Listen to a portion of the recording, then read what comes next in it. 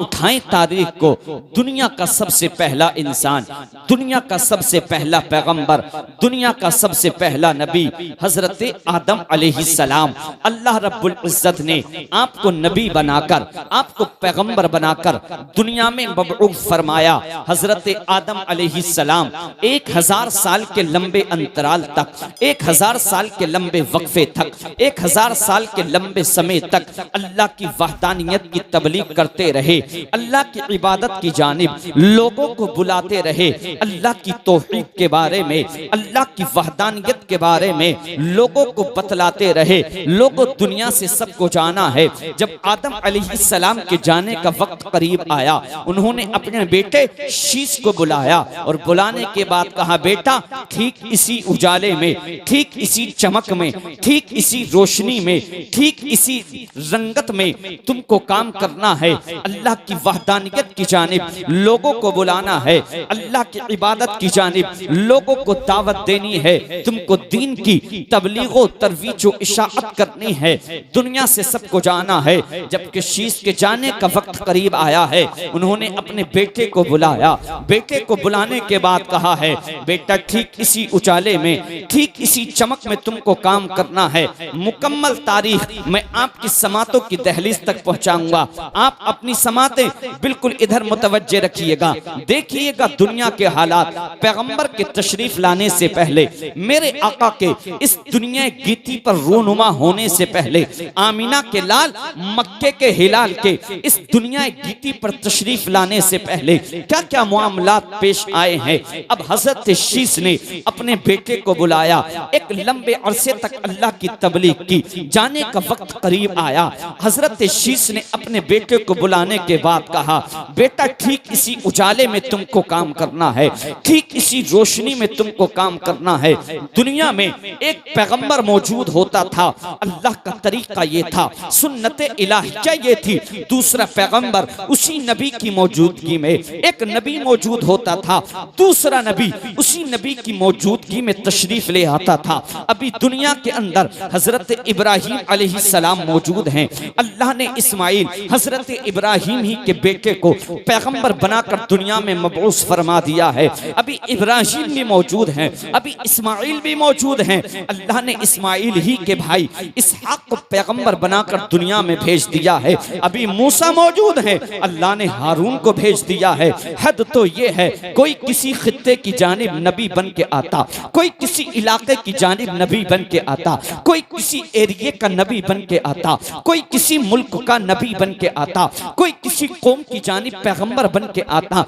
एक एक वक्त में, एक एक जमाने में, एक ही दफा में कई कई नबी दुनिया में तशरीफ फरमा होते थे। कोई किसी इलाके में अल्लाह की तबलीग करता, एक ही नबी के उजाले में दूसरा पैगंबर आ जाता था। अब वक्त करीब आया है, कमो बेश 1,00,000 या 2,24,000 अंबियाए किराम इस दुनिया जीती पर तशरीफ ला चुके हैं।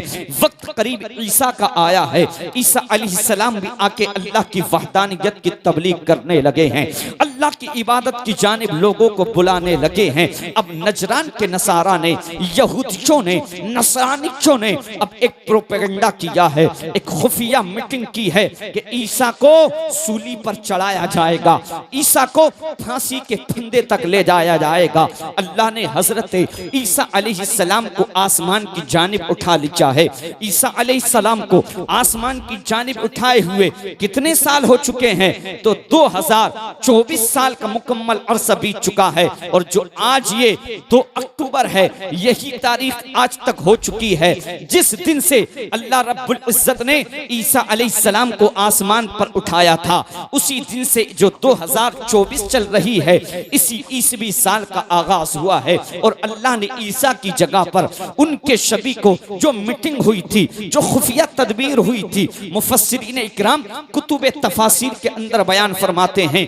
अल्लामा सैयद नईमुद्दीन मुरादाबादी तफसीर खज़ाइनुल इरफान के अंदर बयान फरमाते हैं, जिस शख्स ने ये कहा था, ये इरादा किया था कि ईसा को कत्ल मैं करूंगा, ईसा को कत्ल मेरा जिम्मा है करने का, अल्लाह ने उसी की शिब हजरत ईसा अलैहिस्सलाम पर डाल दी। ईसा को तो आसमान की जानिब अल्लाह ने उठा लिया, लेकिन उसी को जिस पर शिब डाली गई थी उन नसारा ने उसी को कत्ल कर दिया, उसी को सूली पर चढ़ा दिया। अब हजरत ईसा अलैहिस्सलाम को तकरीबन उठाए हुए 571 साल का एक लंबा अरसा बीत चुका था। इस 600 साल के लंबे अंतराल में कोई नबी, कोई पैगंबर दुनिया के अंदर मबऊस नहीं हुआ था, कोई पैगंबर दुनिया के अंदर तशरीफ नहीं लाया था। जब 600 साल का ये लंबा अरसा बीत चुका था, ये 571 साल का ये लंबा वक्त गुजर चुका था, जब दुनिया के अंदर कोई नबी ने तशरीफ लाया तो लोग कितनी तारीकी में जा चुके थे,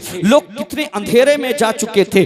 दुनिया के अंदर अंधकार ही अंधकार था, दुनिया के अंदर जुल्मत ही जुल्मत थी। लोगों ने देखा कि सितारे चमक रहे हैं, लोगों ने सितारों को माबूद बना लिया, सितारों की पूजा शुरू कर दी। लोगों ने देखा सूरज निकलता है, सितारे छुप जाया करते हैं, तो लोगों ने सूरज को खुदा कहना शुरू कर दिया। लोगों ने चांद को देखा, चांद रोशनी देता है। लोग इतनी तारीकी में जा चुके थे, लोग इतने अंधेरे में जा चुके थे, लोगों ने चांद की इबादत करना शुरू कर दी है, लोगों ने चांद की पूजा करना शुरू कर दी है। कोई मिट्टी के बुत बना रहा था, कोई आटे और सत्तू के बुत बना रहा था, किसी ने हुबल को माबूद बना लिया, किसी ने लात को माबूद बना लिया, किसी ने मनात को माबूद बना लिया, किसी ने उज्जा को माबूद बना लिया। हद तो ये है, बेशुमार देवी देवता बना लिए गए, बेशुमार माबूदाने बातिला की पुरस्तिश पूजा इबादत बंदना होने लगी थी। इस दुनिया चीती पर लोग पत्थर की पूजा कर रहे थे,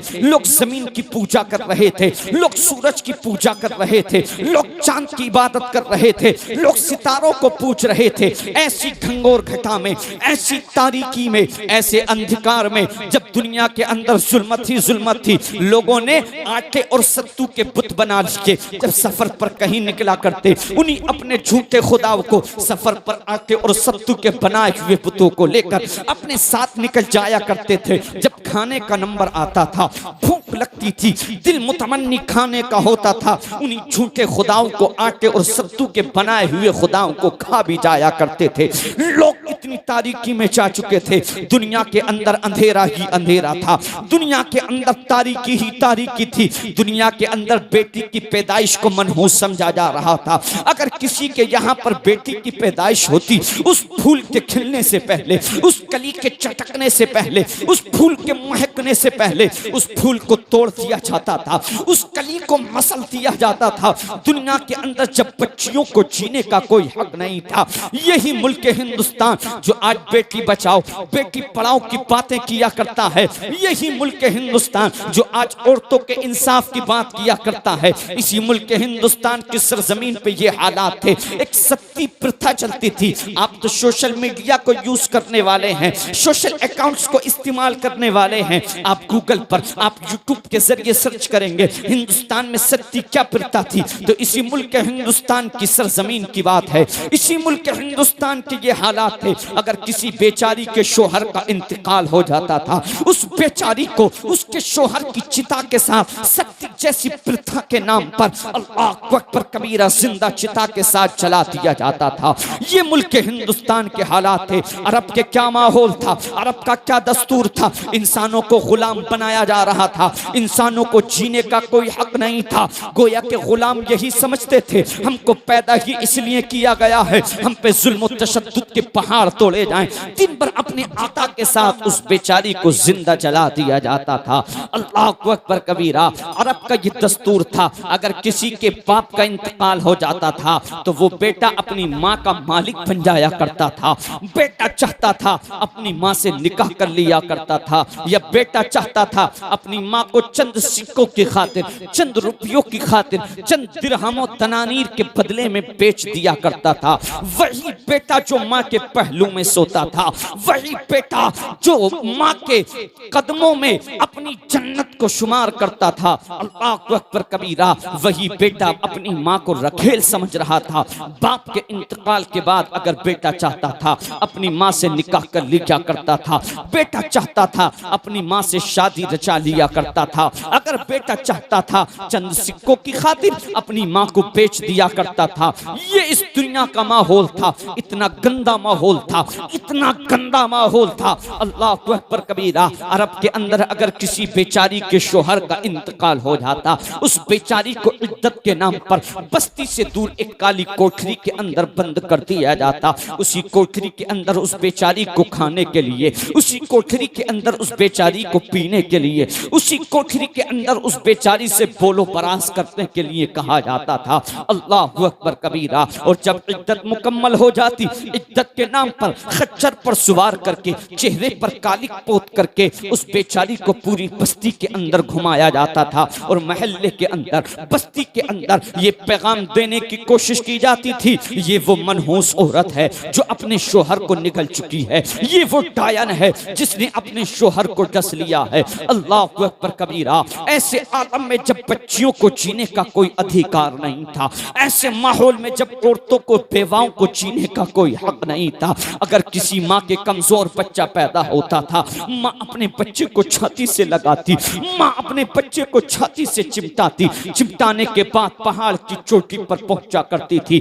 पहाड़ की चोटी पर पहुंचने के बाद माँ बसाते खुद अपने बच्चे को नीचे फेंक दिया करती थी और माँ ये ऐलान कर रही थी, अब इस दुनिया के अंदर कमजोरों को जीने का कोई हक नहीं है, इस दुनिया के अंदर ज़ईफ़ों को जीने का कोई हक नहीं है। एक औरत के साथ 10 से 20, 20 से 30, 30 से 40, 40 से 50, 50 से 60, 60 मर्द ज़िनाकारियां किया करते, बदकारियां किया करते, अपनी नफसानी ख्वाहिशात को मुकम्मल किया करते थे। और जब उस औरत से हमल ठहर जाया करता, बच्चा उसके शिकम में, रहम में रुक जाया करता, वो औरत उन तमाम मर्दों को एक कतार में खड़ा करती थी। एक कतार में खड़ा करने के बाद औरत जिसकी पुश्त पर, जिसकी पीठ पर हाथ रख दिया करती थी, बच्चा उसी की जानी मंसूब कर दिया जाता था। ऐसे आलम में जब नसब महफूज नहीं थे, बच्चियों को जिंदा दरगोर किया जा रहा था, बच्चियों को जिंदा कब्रों में दबाया जा रहा था, ऐसे आलम में जब इंसानों को गुलाम बनाया जा रहा था, इंसानों को जीने का कोई हक नहीं था। बेचारा पूरे पूरे दिन तो आका की खिदमत में रहता, बेचारा पूरे दिन आका की खिदमत करता और रात को कभी किसी को चक्की चलाने पर, कभी किसी काम पर मामूर कर दिया जाता था। ऐसे गंदे माहौल में, ऐसी तारीकी में, ऐसे भयानक माहौल में, जब दुनिया के अंदर जुल्मत ही जुल्मत थी, जब दुनिया के अंदर अंधकार ही अंधकार था, जब दुनिया के अंदर तारीकी ही तारीकी थी, जब दुनिया के अंदर अंधेरा ही अंधेरा था, ऐसे माहौल में अल्लाह रब्बुल इज्जत ने हमारे आपके पैगंबर को, हमारे आपके नबी को, हमारे आपके आका को सिर्फ मुक्तदा या पेशवा बना के नहीं भेजा है, बल्कि मेरा रब इरशाद फरमाता है, वमा अरसलनाका इल्ला रहमतल लिल आलमीन, ऐ महबूब हमने आपको तमाम जहान के लिए रहमत बना करके भेज दिया है। आमद सरकार का मौसम सुहाना आ गया, आसमां से रहमतों का कुल खजाना आ गया और मौत ने खुद कान में आकर बच्चियों के कहा, अरे अब ना रोना मुस्कुराने का। नारे तकबीर, नारे रिसालत, उलमाए अहले सुन्नत, जश्न ईद मिलादुन नबी, नारे तकबीर, नारे रिसालत। बहुत खूब हजरत। अब न रोना मुस्कुराने का जमाना आ गया। शान रहमत, जान रहमत आमिना का लाल है, पूरी दुनिया की ज़रूरत आमिना का लाल है। लेके आगोश रहमत में हलीमा ने कहा, चांद से भी खूबसूरत आमिना का लाल है, चाँद से भी खूबसूरत। अब आपने ये तारीख मुलाहजा की, अब इमाम के शेर को देखिएगा। सब चमक वाले उजलों में चमका किए, अंधे शीशों में चमका हमारा नबी। आला हजरत ने चमक वाला जो उजला कहा है, वो जो कमोबेश 1,02,24,000 अंबिया इकराम का जमाना था, उसको चमक वाला उजला कहा है। और अंधा शीशा जो कहा है, वो आका करीम सल्लल्लाहु ताला अलैहि वसल्लम की बिअसत से पहले जो 571 साल का अरसा गुजरा है, उसी को अंधा शीशा कहा है। अल्लाह रब्बुल इज्जत ने 20 अप्रैल सन 571 ईस्वी को बमुताबिक 12 रबीउन नूर शरीफ को हमारे आपके पैगंबर को, हमारे आपके आका को, हमारे आपके मुक्तदा को, हमारे आपके पेशवा को सिर्फ सैयदुल अंबिया, इमामुल अंबिया, नबियों का पेशवा, नबियों का इमाम बना के नहीं भेजा है, बल्कि अल्लाह फरमाता है, ए महबूब, हमने आपको तमाम जहान के लिए रहमत बना करके भेज दिया है। मेरा मुस्तफ़ा कैसी रहमत बन के आया है। आका करीम सल्लल्लाहु ताला अलैहि वसल्लम जिस दिन पैदा हुए हैं, अल्लाह अल्लाह, आपकी वालिदा हजरत आमिना का बयान है, मुस्तफ़ा जब पैदा हुए हैं, मैंने देखा है और बच्चों की तरह रोते हुए नहीं, बल्कि मुस्कुराते हुए दुनिया में तशरीफ लाए हैं। और जब पैदा हुए हैं, आप गुस्ल दिए हुए थे, आप कंगा किए हुए थे, आपकी आंखों में सुरमा लगा हुआ था। सुभान अल्लाह, ये आका तशरीफ लाया है, ये पैगंबर तशरीफ लाया है जिस वक्त आप अपनी माँ के रहम में थे, माँ के शिकम मुबारक में थे। अभी आका करीम सल्लल्लाहु ताला अलैहि वसल्लम का नूर हजरत अब्दुल्ला की सुल्ब से चल के आमना के रहम में ही आया था। अभी चंद महीने ही गुजरे थे कि वालिद मोहतरम का साया आपके सर से उठ चुका है। अल्लाह अकबर कबीरा। लेकिन जिस तरीके से सूरज निकलने से पहले, सूरज नमूदार होने से पहले सूरज की किरणें इस बात पर दलालत करती हैं सूरज निकलने वाला है, जिस तरीके से चांद निकलने से पहले सितारे इस बात पर दलालत करते हैं कि चांद तुलू होने वाला है, चांद निकलने वाला है, चांद की चांदनी अब उजाला करने वाली है, इसी तरीके से आका करीम सल्लल्लाहु ताला अलैहि वसल्लम की आमद से पहले मक्का के अंदर, अरब के अंदर ऐसे ऐसे वाक़यात रूनुमा हुए हैं जो बबांगे दोहल ऐलान कर रहे थे कि अब आखिरी पैगंबर आने वाला है, अब आखिरी नबी तशरीफ दुनिया के अंदर लाने वाला है। इसलिए अब गुलामों को जीने का हक मिलने वाला है, अब बेवाओं को उनका हक मिलने वाला है, अब बच्चियों को जिंदा दरगोर नहीं किया जाएगा, अब औरत को बुरी नजर से नहीं देखा जाएगा। आका करीम सल्लल्लाहु ताला अलैहि वसल्लम जिस साल तशरीफ लाए थे, उस साल पूरे अरब के अंदर सुभान अल्लाह लड़के ही लड़के पैदा हुए हैं। वो नहर जो सदियों से खुश्क चली आ रही थी, वो अचानक से बहने लगती है। ठीक आका करीम सल्लल्लाहु ताला अलैहि वसल्लम की आमद से 55 दिन पहले अस्हाबे फील का वाकया आपने सुना होगा। एक अबरहा था, उसने मकाम सनआ के अंदर एक गिरजाघर बनाया। उस गिरजाघर के अंदर वो ये चाहता था कि जो लोग हरम शरीफ को जाते हैं, जो लोग मक्का को चाहते हैं, मैं ये चाहता हूँ लोग मक्का ना जाके मकाम सनआ के अंदर आए, इसी गिरजाघर की इबादत करें, इसी बुतकदे में आके अपने सिर को झुकाएं। अब हरम शरीफ के अरब के जब आदमी को इस बात का पता चला, वो मकाम सनआ के अंदर पहुंचा, उस गिरजाघर के अंदर जाकर के उसने पेशाब किया, पखाना किया, बोलो बरास किया, उसको नजासत से आलूदा करके वापस आ गया। अब जब अबरहा को पता चला है, अबरहा तैश में आ गया है, अबरहा गुस्से में आ गया है और एक लश्कर लेकर के हाथियों का मक्का को ढाने के लिए, हरम शरीफ की ईंट से ईंट बचाने के लिए आ गया है। अब उसने आने से पहले मक्का वालों के कुछ ऊंट और कुछ बकरियों को कैद कर लिया है, उनको जो है पकड़ लिया है, पकड़ने के बाद कैदी बना लिया है। अब उसमें से कुछ ऊंट हुजूर के दादा हजरत अब्दुल मुत्तलिब, जो उस वक्त काबे के सज्जादा नशीन थे, जिनके पास उस वक्त काबे की चाबी रहती थी, जो काबे के मुतवल्ली थे, उनके भी कुछ ऊंट कुछ बकरियां उसमें थी। हजरत अब्दुल मुत्तलिब अपने ऊंटों का मुतालबा करने के लिए, अपनी बकरियों का मुतालबा करने के लिए अबरहा के पास पहुंचते हैं। अबरहा बैठा हुआ है गुरूर में, अबरहा बैठा हुआ है तकब्बुर में। चाहता तो ये था मैं खड़े होकर इनका इस्तकबाल नहीं करूंगा, लेकिन जैसे आते हुआ देखा है, उस नूरानी चेहरे की ताब नहीं ला सका है। चेहरा वजीहो शकील है, चेहरा हसीनो जमील है। जब उसकी ताब नहीं ला सका है, खड़ा होकर के इस्तकबाल करने लगा है।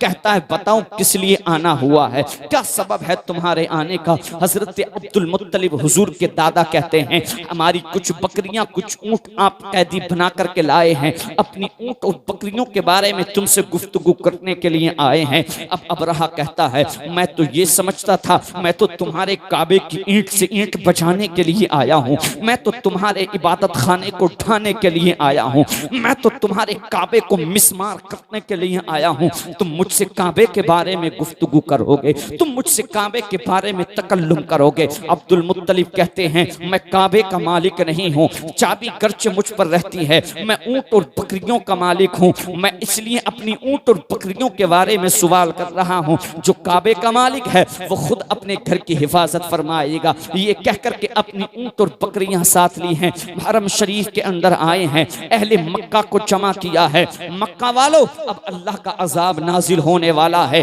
अपनी बस्ती को छोड़ दो, मक्का से दूर जाके पहाड़ों में छुप जाओ, मक्का से दूर जाकर पहाड़ों की खो में जाके अपना ठिकाना बना लो और तुम देखो अल्लाह का अजाब आने वाला है। हजरत अब्दुल मुत्तलिब अपने खानदान वालों को लेकर, अहले मक्का को लेकर, अपनी बस्ती वालों को लेकर मक्का से बाहर पहाड़ों पर चले जाते हैं, वहां पर पनागजी हो जाते हैं और अल्लाह की बारगाह में अपने हाथों को उठा दिया करते हैं, रब की बारगाह में गिड़गिड़ाने लगते हैं, रब की बारगाह में दुआएं करने लगते हैं। अल्लाह रब्बुल इज्जत ने कैसा अजाब नाजिल फरमाया है जब हाथी और हाथी वालों का लश्कर काबे को ढाने के लिए हरम शरीफ की जानिब बढ़ा है। अल्लाह ने मुकम्मल एक सूरत नाजिल फरमाई है जो अलम तरा के नाम से मशहूर है, लेकिन उसका नाम सूरह फील है। अल्लाह रब्बुल इज्जत इरशाद फरमाता है अलम तरा कैफ फअल रब्बुका बि अस्हाबिल फील, क्या तूने ए महबूब नहीं देखा, ए सुनने वाले क्या तूने नहीं देखा है तेरे रब ने हाथी वालों के साथ क्या किया है। अल्लाह का अजाब नाजिल हुआ है, पत्थरों की बारिश हुई है, वो कंकर जब हाथी पर सवार के सर में पड़ता था उसके सर को पार करता हुआ हाथी की पीठ में घुसता था और हाथी की पीठ में घुसकर नीचे पेट की जानिब से निकल जाया करता था। हाथी भी और हाथी पर सवार होने वाला वहीं बैठ जा करता था और वहीं पर हलाक को बर्बाद होकर अपना दम तोड़ दिया करता था। आका करीम सल्लल्लाहु ताला अलैहि वसल्लम की बिअसत से पहले ठीक 55 दिन पहले ये हाथियों का वाकया पेश आया है। अब जब अल्लाह का अजाब नाजिल हो गया है, आका करीम सल्लल्लाहु ताला अलैहि वसल्लम 12 रबीउन नूर शरीफ को इस दुनिया के अंदर तशरीफ ले आए हैं, इस दुनिया गीती के अंदर आ गए हैं। हजरत हलीमा सादिया का वाकया आपने बारहा सुना होगा, इसलिए वो वाकया सुनाना अब मुझे मकसूद नहीं है। अरब का ये दस्तूर था, अरब के अंदर क्योंकि शहर का माहौल ऐसा होता है, शहर के अंदर अतराफ अकनाफ के आके लोग रहने लगते हैं, शहर की जो भाषा होती है, शहर की जो जबान होती है, शहर की जो लैंग्वेज होती है, बहुत से करिया के बहुत से देहातों के लोग जब आके रहने लगते हैं तो जबान पर रहने सहने पर फर्क पड़ जाता है। इसीलिए लोग अच्छी परवरिश के लिए अहले अरब अपने बच्चों को अपनी बस्ती से मक्का से दूर देहात के अंदर भेज दिया करते थे। वहाँ की आबो हवा अच्छी थी, वहाँ का पानी अच्छा था, वहाँ की जो जबान थी वो खालिस अरबी जबान थी, इसलिए बच्चों की परवरिश के लिए बाहर भेज दिया जाता था। हलीमा सादिया भी बनु साद के कबीले के साथ में मक्का के लिए बच्चा लेने के लिए आई हैं, लेकिन उस वक्त कबीले बनु साद के अंदर ऐसा कहत पड़ा है कि खुद हलीमा सादिया के इतना दूध तक नहीं उतरता था कि खुद उनका बच्चा उस दूध को पी ले। अल्लाह अल्लाह, जिस ऊंटनी पे सवार होके, जिस खच्चर पे सवार होके हलीमा सादिया आई थी, वो खच्चर भी इतना लागर था, वो खच्चर भी इतना कमजोर था कि बार बार साथी जो सफर के मुसाफिर थे वो हलीमा सादिया को ताने दिया करते थे, हलीमा कैसा सवारी का जानवर लेकर के आई हो, बार बार तुम्हारी सवारी का जानवर रुक जाता है, बार बार तुमको आराम करना पड़ता है, हमको रुकना पड़ता है, तुम क्यों हमको परेशान करती हो। अल्लाह अकबर कबीरा। उधर आका करीम इस दुनिया गीती के अंदर तशरीफ लाए थे, वालिद कहाँ थे जो भुलाए जाते, माँ के शिकम में ही थे, वालिद का साया तो उठ चुका था, इसलिए लोगों ने बज़ाहिर ये देखा इसका तो बाप इंतकाल कर चुका है, अब ये बच्चा है, तन्हा इसकी माँ है, बताओ क्या इनाम दे सकती है अगर इस बच्चे को लेकर जाया भी जाए तो, अगर इस बच्चे की परवरिश की जाए, इस बच्चे को दूध पिलाया जाए। बज़ाहिर वो लोग ये देख रहे थे, लेकिन अल्लाह की कसम किस्मत का सितारा किसी और का चमक रहा था, ओजे सुरैया पर किस्मत किसी और ही की चमक रही थी। उधर हलीमा सादिया की कंडीशन ये थी, कैफियत ये थी, हालत ये थी कि कमजोरी के बाइस, पिस्ता पिस्तान से दूध खुश्क होने के सबब हलीमा सादिया को भी मक्के वालों ने अपने बच्चे देने से मना कर दिया। अपने शोहर हारिस के पास करके कहा, बताओ खाली हाथ जाकर के क्या कहेंगे? एक बच्चा है जिसके बाप का इंतकाल हो चुका है, कुरैश के अंदर कबीले बनु हाशिम के अंदर वो बच्चा है। अगर आपकी इजाजत तो मैं खाली हाथ जाने से बेहतर है उसी बच्चे को ले आती हूँ। हलीमा सादिया का बयान है, मैं जैसे ही उस मुबारक बच्चे को लेकर आई हूँ, उस बरकत वाले बच्चे को लेकर आई हूँ, ये मेरा वही खच्चर था, ये मेरा वही सवारी का जानवर था जो जगह जगह रुक कर चलता था, जिसके अंदर इतनी ताकत नहीं थी, जिसके अंदर इतनी कुव्वत नहीं थी, जिसके अंदर इतनी पावर नहीं थी एक बार की वो मक्का का सफर करता। अब मैं देख क्या रही हूँ, सबसे आगे आगे चल रहा है। जैसी मैं उस बरकत वाले बच्चे को लेकर के आई हूँ, जहां तो मेरी ऊँटनी ने दूध देना बंद कर दिया था, मेरी ऊँटनी के दूध का पिस्तान भर चुका है, मेरे पिस्तान से दूध उतरना बंद हो गया था। मेरे पिस्तान से इतना दूध उतरा है, एक पिस्तान से मेरे बच्चे ने पिया है, दूसरे पिस्तान से इस मुबारक बच्चे ने पिया है, लेकिन फिर भी दूध उतरना बंद नहीं हुआ है। अब इस बरकत वाले बच्चे को मैं लेकर के चली हूँ तो मेरी सवारी का जानवर सबसे आगे आगे चलता चला जा रहा है। मेरे काफले वाले मुझसे कह रहे हैं, हलीमा क्या अपनी सवारी का जानवर तुमने बदल दिया है? हलीमा सादिया कहती है, नहीं, सवारी का जानवर नहीं बदला है, सवार होने वाला बदल गया है। जब से मैं इस बरकत वाले बच्चे को लाई हूँ उसकी मैं बरकतें हासिल कर रही हूँ। अलग ही मामलात हैं। अब कबीले बनु साद के अंदर जब हलीमा सादिया आई हैं, जहां कहत पड़ा हुआ था, मुस्तफा तशरीफ लाए, हरियाली ही हरियाली आ गई है। सुभान अल्लाह, सुभान अल्लाह। आका करीम तशरीफ लाए हैं, हलीमा सादिया की बकरियों ने दूध इतना देना शुरू किया है। हलीमा सादिया का बयान है, तमाम बर्तन भर जाते फिर भी दूध देना बंद बकरियां नहीं कर रही हैं। पड़ोसियों ने कहा, बस्ती वालों ने कहा, कबीले वालों ने कहा, हलीमा सादिया अपने बच्चे अपनी बकरियों को कहां चराया करती हैं? अल्लाह अल्लाह। महल्ले वाले कहते हैं, अब बकरियां वहीं चराई जाएंगी जहां हलीमा सादिया की बकरियां चरती हैं। उनको क्या पता था, अरे इसमें बकरियों का कोई कमाल नहीं है, कमाल तो उस बच्चे का है जिसको हलीमा लेकर के आई है। सुभान अल्लाह। अब वक्त पूरा हुआ है, मुद्दत रज़ाअत मुकम्मल हुई है। हलीमा चाहती तो यही थी, काश ये बच्चा और ठहर जाए मेरे पास, इस बच्चे को वापस ना करना पड़े। हलीमा सादिया के शोहर भी कह रहे हैं, हलीमा गुजारिश कर लेना, हो सके तो इस मुबारक बच्चे को वापस एक बार और ले आना। हलीमा सादिया अपने वादे के मुताबिक बच्चे को लेकर आमीना के पास गई हैं। हम आपकी सबके नबी पैगंबर की माँ के पास गई हैं। अल्लाह अल्लाह, मोमिनों की माँ हजरत आमीना के पास गई हैं, हमारे नबी की माँ के पास। उस वक्त मक्का के अंदर कहत भी पड़ा हुआ था और एक वबा, एक बीमारी बहुत तेजी के साथ फैल रही थी। उधर हलीमा ने अपनी ख्वाहिश का इजाला और इंकिशाफ किया है, अपनी तमन्ना को जाहिर किया है। हलीमा कहती, मैं मुतमन्नी इस बात की हूँ, एक मर्तबा और मौका दे दिया जाए, इस बच्चे को मैं साथ लेकर जाना चाहती हूँ। हलीमा सादिया के कहने पर हजरत आमीना ने अपने लख्त जिगर नूरे नजर को फिर हलीमा सादिया के हवाले कर दिया है। मुस्तफा वापस तशरीफ लाए हैं। अब आका फरमाते हैं, आका करीम सल्लल्लाहु ताला अलैहि वसल्लम इरशाद फरमा रहे हैं, ए अम्मी जान, ये हमारे भाई कहाँ जाया करते हैं? बेटा, ये तुम्हारे भाई बकरियों को चराने जाया करते हैं। हलीमा सादिया कहती हैं, अल्लाह अल्लाह, कि तुम्हारे भाई बकरियों को चराया करते हैं। अब आका फरमाते हैं, अम्मी जान, मेरी भी तमन्ना है, मैं भी बकरियों को चराना चाहता हूँ। देखो तो सही, वो लोग जो कहते हैं मुस्तफा 40 साल की उम्र में पैगंबर हुए हैं, 40 साल की उम्र में नबी हुए हैं।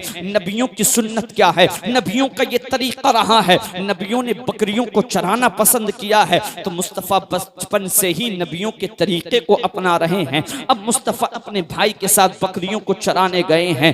अल्लाह अल्लाह, 3 शख्स आए हैं सफेद कपड़ों को पहने हुए। एक रिवायत के मुताबिक 2 शख्स आए हैं सफेद लिबास पहने हुए हैं। हलीमा सादिया के हकीकी बेटे का बयान है, मैंने कभी इससे पहले उनको नहीं देखा था। उन्होंने मेरे भाई मोहम्मद को पकड़ा, पकड़ने के बाद पेट को चाक किया, सीने को चाक करने के बाद में इतना मैंने देखा जैसे ही मैं घबरा गया, मेरे भाई का सीना फाड़ दिया गया, मेरे भाई के सीने को चाक कर दिया गया। वो भाई आपका रजाई दौड़ा दौड़ा अपनी माँ के पास आया, माँ गजब हो गया, माँ गजब हो गया। बेटे बता क्या बात है? माँ हमारे भाई मोहम्मद का किसी ने कलेजा चाक कर दिया है, सीने को चाक कर दिया है। मैं घबरा गया था इसीलिए वापस भाग आया हूँ वहां से। हलीमा सादिया अपने शोहर को लेकर जैसे जंगल में आका करीम सल्लल्लाहु ताला अलैहि वसल्लम के पास पहुंची, देखे क्या है आका करीम सही सालिम बैठे हुए हैं। सुभान अल्लाह सुभान अल्लाह। पूछा गया, आका फरमाते हैं दो शख्स आए थे सफेद लिबास में, अल्लाह अल्लाह मलबूस थे। उन्होंने मेरे सीने को चाक किया, चाक करने के बाद सीने से कुछ निकाला, निकालने के बाद कुछ सीने के अंदर रखा, वापस सीने को सी दिया। मुझको कोई एहसास तक नहीं हुआ है, कोई तकलीफ कोई दर्द मुझको नहीं हुआ। हजरत अल्लामा अब्दुल हक शेख अब्दुल हक मुहद्दिस देहलवी उलमा इकराम बयान फरमाते हैं मुस्तफ़ा करीम का सीना 4 मरतबा चाक किया गया है। एक मरतबा बचपन के अंदर, ताकि बच्चों के अंदर जो बचपन के वसवसे होते हैं मुस्तफ़ा के सीने से वो वसवसे निकाल कर नूर भर दिया जाए। दूसरा, जब आपने जवानी की दहलीज पर कदम रखा, मुस्तफ़ा का दूसरी मरतबा जवानी के आलम में सीने को चाक किया गया, ताकि जवानी दीवानी जो होती है, इस जवानी दीवानी के वसवसों को खतरात को निकाल कर नूर अल्लाह का सीने में रख दिया जाए। तीसरी मरतबा जब आका करीम पर वही नाजिल हुई थी तो आका करीम के सीने को चाक किया गया, ताकि वही के बारे अजीम को अल्लाह रब्बुल इज्जत के फजल से आप बर्दाश्त कर सके। और चौथी मरतबा जब हुजूर मेराज शरीफ तशरीफ लेकर के गए थे तो हुजूर का सीना चाक किया गया था, ताकि अल्लाह रब्बुल इज्जत के कलाम, अल्लाह के दीदार को आप बर्दाश्त कर सके। वरना अल्लाह का वो कलाम मूसा ने सुना था, फलम्मा तजल्ला रब्बहु लिल जबली, अल्लाह अकबर कबीरा, सिर्फ तजल्ली को मेरे रब ने डाला था। मूसा जिस पहाड़ पर थे वो तूर जल के खाक हो गया था। अल्लाह अकबर कबीरा। इसलिए मुस्तफ़ा का सीना चौथी मर्तबा चाक किया गया, ताकि आका मुस्तफ़ा करीम जब अल्लाह का दीदार करें, अल्लाह से गुफ्तगू करें, कलाम करें, उस कलाम को भी आप बर्दाश्त कर सकें और अल्लाह के दीदार की ताब भी ले आए। सुभान अल्लाह। अब आका करीम सल्लल्लाहु अलैहि वसल्लम का जब ये सीना चाक करा, हजरत हलीमा सादिया तो घबरा गई। उनको क्या पता था यही तो आखिरी नबी है, उनको क्या पता था ये आखिरी पैगंबर है। तेजी के साथ लेकर हजरत आमिना के पास पहुंची। आमिना, मुझको बहुत डर लगा रहा है, आमिना मुझको खौफ सता रहा है, कहीं ऐसा ना हो इन पर जादू का असर ना हो जाए। हजरत आमिना ने कहा, खुदा की कसम हलीमा सुन लो सुन लो, मेरे बच्चे को कभी जादू का असर नहीं हो सकता है, तुम जो बात कर रही हो। अब हजरत आमिना ने जो बचपन की पैदाइश के वाकयात थे हुजूर के, वो वाकयात सुनाने शुरू कर दिए हैं। हजरत हलीमा को मुतमईन किया है और हजरत हलीमा को इत्मीनान दिलाया है। जब इत्मीनान कल्ब हासिल हुआ है, हजरत हलीमा अब हुजूर को छोड़ करके जा चुकी हैं। अब आका करीम सल्लल्लाहु ताला अलैहि वसल्लम की जिंदगी का 7वां साल लग चुका है। आका अपनी वालदा हजरत आमिना के साथ अपने ननिहाल को पहुंचे हैं, अपने ननिहाल को गए हैं। वापस आते हुए ननिहाल से मकामे अबवा, अबवा एक बादी का, एक बस्ती का नाम है, वहां पर आपकी माँ की, आपकी वालदा की तबीयत खराब हुई है। हजरत आमिना की तबीयत बिगड़ी है और उसी तबीयत में आपकी वालदा का इंतकाल हो चुका है। अल्लाह अल्लाह। वो आमिना का दुर्रे यतीम, 7 साल की उम्र शरीफ है, बाप का इंतकाल पहले ही हो चुका है, माँ का साया भी अब मुस्तफ़ा के सर से उठ चुका है। अब हुजूर सल्लल्लाहु अलैहि वसल्लम अपने दादा अब्दुल मुत्तलिब की परवरिश में आ गए हैं। अभी आपकी उम्र का 8वां ही साल लगा था कि दादा अब्दुल मुत्तलिब का भी इंतकाल हो चुका है। अब 8 साल के बाद चचा जनाब अबू तालिब की आप परवरिश में हुजूर तशरीफ लेकर के आ गए हैं। आखिर तक उन्हीं की परवरिश में हुजूर सल्लल्लाहु अलैहि वसल्लम रहे हैं। लेकिन अल्लाह की कसम, हुजूर की जिंदगी को आप मुलाहजा करें। पहला सफर आपने जनाब अबू तालिब के साथ किया है तिजारत के लिए। अब मुल्क के शाम का एक और दूसरा सफर किया है। जब हुजूर की सदाकत पूरे मक्का में मशहूर हो गई, हुजूर की अमानत पूरे अरब के अंदर मशहूर हो गई है, खतीजतुल कुबरा को पता चला चला है। एक ताजिर है मक्का के अंदर, बड़ा सच्चा ताजिर है, बड़ा अच्छा ताजिर है, जिस तिजारत में जाता है नफा ही नफा होता है। हजरत खतीजतुल कुबरा ने अपने मोतमद गुलाम मैसरा को बुलाया है और मैसरा को बुलाने के बाद कहा है, मैसरा उस ताजिर जिसका नाम मोहम्मद है उनको बुलाया जाए, उनको किसी तरीके से एग्री किया जाए, उनको किसी तरीके से मनाया जाए। अगर वो हमारा माले तिजारत लेकर के मुल्क शाम चले जाएं, मैं जो सबको देती हूँ उसका डबल उनको दिया जाएगा। सुभान अल्लाह। हुजूर सल्लल्लाहु अलैहि वसल्लम ने इसको मंजूर किया है। हुजूर की उम्र शरीफ है 25 साल की। अब हुजूर ने मल्के शाम का मकाम बुसरा के अंदर ये तिजारत के लिए दूसरा सफर फरमाया है।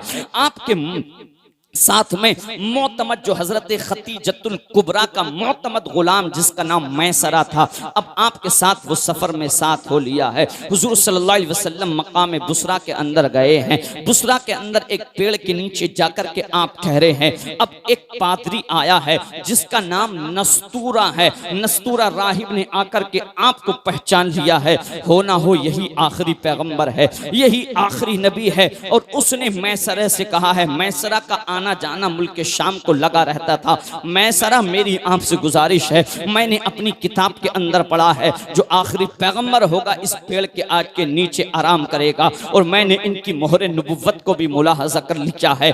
आखिरी नबी होने की जो तमाम निशानियां हमारी तौरात के अंदर, हमारी इंजील के अंदर बयान की गई हैं, उन तमाम निशानियों को मैंने बजाते खुद इनके अंदर मुलाहजा फरमाया है। अब इसलिए आप आगे ना जाना, वरना यहूद इनके दुश्मन है, इनको कत्ल कर देंगे। हुजूर सल्लल्लाहु ताला अलैहि वसल्लम के बारे में इतना कुछ मैसरा से उस नस्तूरा राहिब ने कहा है। मुकम्मल सामान माले तिजारत को वहीं पर फरोख्त किया, बहुत ज्यादा नफा हासिल हुआ।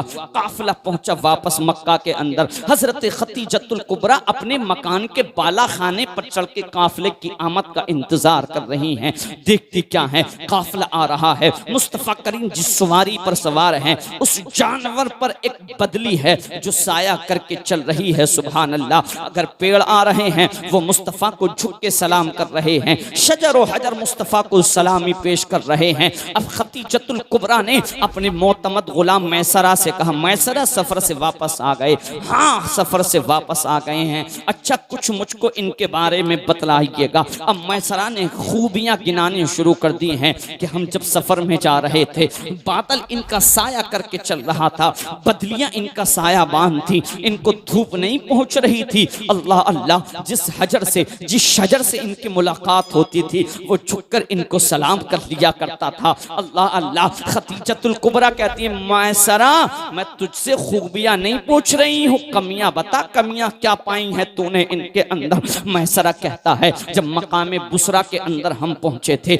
नस्तूरा राहिब से मुलाकात हुई, उसने इनके अंदर तमाम खूबियों को बयान फरमाया है। खतीजतुल कुबरा फिर कहती है, अरे मैसरा मैं तुझसे इनकी कमियों को पूछ रही हूँ, कमियां बता।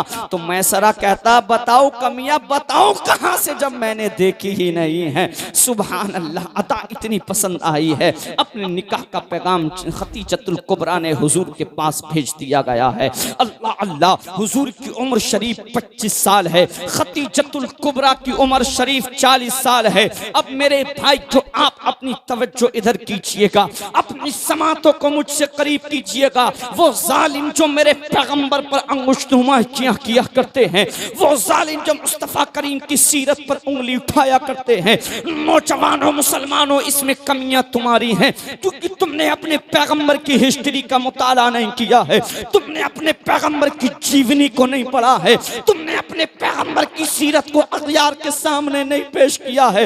वो जो जालिम कहते हैं इस्लाम औरतों के साथ इंसाफ नहीं करता है, इस्लाम औरतों के साथ बराबरी की बात नहीं करता है, ये मेरा पैगंबर है, ये मेरा नबी है। 25 साल की उम्र शरीफ है और खतीजतुल कुबरा की उम्र शरीफ 40 साल की है। और खतीजतुल कुबरा एक बार की बेवा नहीं थी लोगों, दो निकाह ऑलरेडी खतीजतुल कुबरा के हो चुके थे। पहले शोहर का इंतकाल हुआ, खतीजतुल कुबरा ने दूसरा निकाह किया, दूसरे शोहर से निकाह खत्म हुआ, तीसरे का पैगाम आका के पास, हमारे पैगंबर के पास भेजा है। उस जमाने में जब लोग बेवा को डायन समझा करते थे, उस जमाने में जब बेवा को मनहूस समझा जाता था। उस जमाने में जब बेवा के चेहरे पर काली पोतने के बाद उसको पूरी बस्ती के अंदर घुमाया जाता था, जमाने को ये मैसेज देने की कोशिश की जाती थी, ये वो मनहूस औरत है जो अपने शोहर को डस चुकी है, ये वो डायन है जिसने अपने शोहर को निकल लिया है। ऐसे आलम में हमारे आपके पैगंबर ने ऐ इस्लाम की खवातीन, ऐ इस्लाम की शहजादियों, आज जो प्रोपेगेंडा चल रहा है इस्लाम की शहजादियों को, इस्लाम की बेटियों को, जो जालिम आज कभी किसी चीज के नाम पर, कभी किसी चीज के नाम पर झूठी मोहब्बत दिखाकर तुमसे जो ईमान की दौलत छीन रहे हैं, तुमसे जो ईमान की दौलत लूट रहे हैं, वो जालिम गुंडे वो फर्जी मोहब्बत दिखाकर, वो दिखावे की मोहब्बत दिखा करके, अल्लाह की कसम होता क्या है, शादी के बाद ईमान तबाह करने के बाद तुम खुद सुनते होगे किसी को टुकड़े करने के बाद फ्रिज के अंदर रख दिया गया, किसी पर तेजाब छिड़क के मार दिया गया। लेकिन ये पैगंबर है, कौन कहता है इस्लाम औरतों के साथ इंसाफ की बात नहीं करता है? अबे कौन कहता है इस्लाम ने औरतों को हक नहीं दिया है? मेरे पैगंबर ने 25 साल की उम्र में 40 साल की बेवा, एक बार की नहीं 2 बार की बेवा से निकाह करके, अक्द करके, अपने निकाह में ला करके जमाने को पैगाम दे दिया। जमाने वालों कान खोल करके सुन लेना, ये बेवा, ये औरत ठुकराने की चीज नहीं है। अल्लाह ने इसको इंसान की बाईं पसली से पैदा किया है। ये बाईं पसली दिल के करीब होती है, इसलिए औरत ठुकराने की चीज नहीं, अल्लाह ने बाईं पसली से पैदा किया। ये दिल के करीब होती है, इसलिए औरत दिल से लगाने की चीज। नारे तकबीर, नारे रिसालत, उलमाए अहले सुन्नत, मुफ्ती कासिम रजा मंजरी साहिब क़िबला, जश्न ईद मिलादुन नबी, हुजूर की आमद, हुजूर की आमद, नारे तकबीर, नारे रिसालत। बहुत खूब हजरत, बहुत खूब। इस्लाम के पैगंबर पर उंगलियां उठाने वालों, तुमने नहीं पढ़ी इस्लाम के पैगंबर की हिस्ट्री, तुमने नहीं मुताला किया सीरत का। ये वो पैगंबर जब बेवा को बुरी नज़र से देखा जाता था, जब बेटियों को जिंदा दरगोर किया जाता था ना, उस आलम में तिरमिज़ी शरीफ की हदीस पाक आप उठाएं। हदीस में तीसरा नंबर तिरमिज़ी शरीफ का आता है। कुरान के बाद सबसे मोतबर किताब बुखारी शरीफ, दूसरे नंबर की किताब मुस्लिम शरीफ, तीसरे नंबर की किताब तिरमिज़ी शरीफ की हदीस पाक का मफ़हूम आप लोगों तक पहुंचाता हूँ। आका करीम का दीवाना एक आका करीम से बारगाह में सवाल करता है। आज वो लोग जो बेटियों की पैदाइश को आर समझते हैं, बेटियों की पैदाइश को बोझ समझने वालों, बेटी पैदा क्या हो जाए, चेहरे का तुम्हारे जोग्राफिया बदल जाता है। बाप अलग सदमे में, दादा अलग सदमे में है। कुछ खुशी है उस बेचारी माँ के चेहरे पर है, उसको भी ये गम सताता है बेचारी को, बार बार ये तकलीफ उसको सताती है। पता नहीं मैके वाले, पता नहीं ससुराल वाले, पता नहीं महल्ले वाले क्या कहेंगे, इसके तो शिकम से बेटी ही बेटी जन्म ले रही है। अरे मेरा रब जब किसी से खुश होता है उसके घर पर बेटी की पैदाइश कर दिया करता है। अल्लाह रब्बुल इज्जत कि पैगंबर ने फरमाया है, अल्लाह ताला जब किसी से बहुत ज्यादा खुश होता है, उस आलम में कब कहा था उस नबी ने, जब बेटियों को जिंदा तरगोर किया जा रहा था। कब कहा था उस पैगंबर ने और फरमाया, अल्लाह ने अगर किसी को 3 बेटियां अता की हों, उसने अपनी बेटियों की परवरिश की हो, परवरिश करने के बाद में अपनी बेटियों को दीन की तालीम दी हो और उनकी रुखसती अपने घर की दहलीज से कर दी हो, तो मैं मोहम्मद उसकी जन्नत की जमानत लेता हूँ। एक नबी का सहाबी खड़ा हुआ, आगा अगर 3 ना हो 2 ही हो तो? मुस्तफ़ा ने फरमाया 2 ही बेटियां हों, बेटियों की परवरिश करे, उनको तालीम दे, अदब सिखाए, उनकी भी उसकी भी जन्नत की ज़मानत मैं मोहम्मद लेता हूँ। एक नबी का दीवाना, एक मस्ताना खड़ा हुआ नबी का सहाबी, आका अगर एक ही हो? दरियाए रहमत हुजूर का जोश में आया, फरमाया अल्लाह ने अगर सिर्फ एक ही बेटी अता की हो, उसकी उसने परवरिश की हो, अदब सिखाया हो, बेटियों की पैदाइश को आर समझने वालों, बेटियों को जिंदा दरगोर करने वाले उन जालिमों के जुल्म से बेटियों को छुड़ाने के लिए पैगंबर ने किस आलम में ये पैगाम दिया था, किस वक्त ये हुक्म सुनाया था। सुने वो बेटियां, वो इस्लाम की शहजादियां। मेरी बहनों, किसी के बहकावे में आने की ज़रूरत नहीं है। जो इर्तिदाद की आंधी आप देख रहे हैं कितनी तेज़ी के साथ, जो आंधी आज शहरों से निकलकर हमारे देहात तक आ पहुंची है, बेचारी बच्चियों को बहला फुसला कर उनका ईमान छीना जाता है। मेरे पैगंबर ने फरमाया, दीवानों सुनो, अगर एक ही बेटी मिली हो, उसकी परवरिश की हो, अदब सिखाया हो, तो वो मेरा उम्मती मेरे साथ। इन दो उंगलियों को इशारा किया है मुस्तफ़ा ने। देख रहे हैं शहादत और ये वुस्ता की उंगली, देख रहे हैं एक दूसरे से जुदा नहीं होती। तीसरी कोई उंगली किसी के देखी है बीच में?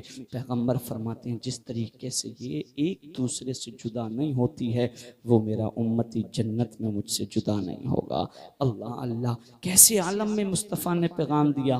फातिमा मेरे जिगर का टुकड़ा है, बेटी मेरा जिगर का टुकड़ा है। ये पैगाम आका ने किस वक्त दिया था? ये पैगाम पैगंबर ने किस वक्त दिया था? बेटियों की पैदाइश को आर समझने वालों, बेटियों की पैदाइश पर सदमा करने वालों, उस आलम में जब औरत को गलत निगाह से देखा जाता था, जब औरत को सिर्फ अपनी नफसानी ख्वाहिशात मुकम्मल करने का जरिया समझा जाता था, ऐसे आलम में नवाजने की औरतों तुमको हद कर दी। इस्लाम की ख़वातीन, कहाँ तुम इस्लाम से दूर जाती हो?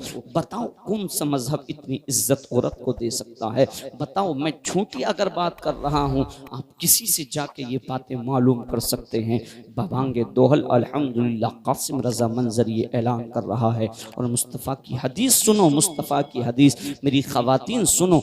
आज जो है कारी शान आलम साहब तुम्हारे यहाँ इमामत कर रहे हैं, नमाज पढ़ा रहे हैं, मदरसे में बच्चों को तालीम दे रहे हैं। आप इनसे सवाल करोगे कारी साहब ये काम किस लिए कर रहे हैं, ये बताएंगे आपको इसलिए ताकि अल्लाह राज़ी हो जाए और आखिरत में जन्नत नसीब हो जाए। आप अपने गाँव के मुदर्रिस साहब से सवाल करेंगे, हज़रत आप बच्चों को क्यों पढ़ा रहे हैं? बताएंगे ताकि मुझको जन्नत नसीब हो जाए।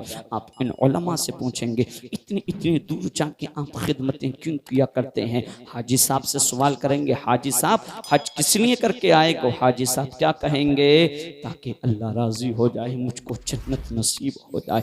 आप कारी कुरान से, हाफिज कुरान से पूछेंगे, हाफिज कुरान हर साल रमज़ान का महीना आता है तो मुसल्ले पे खड़ा होकर रमज़ान के मुबारक बाबरकत महीने में कुरान क्यों सुनाया करता है, क्यों उसकी तिलावत किया करता है? वो हाफिज कुरान कहेगा, वो कारी कुरान कहेगा इसलिए अल्लाह राजी हो जाए, जन्नत नसीब हो जाए। आलिम दीन तबलीग क्यों करता है? हाजी हज क्यों करता है? नमाजी नमाज क्यों पढ़ता है? रोज़ेदार रोज़ा क्यों रखता है? मुफ्ती अपने दारुल इफ्ता के अंदर बैठकर फतवा क्यों देता है?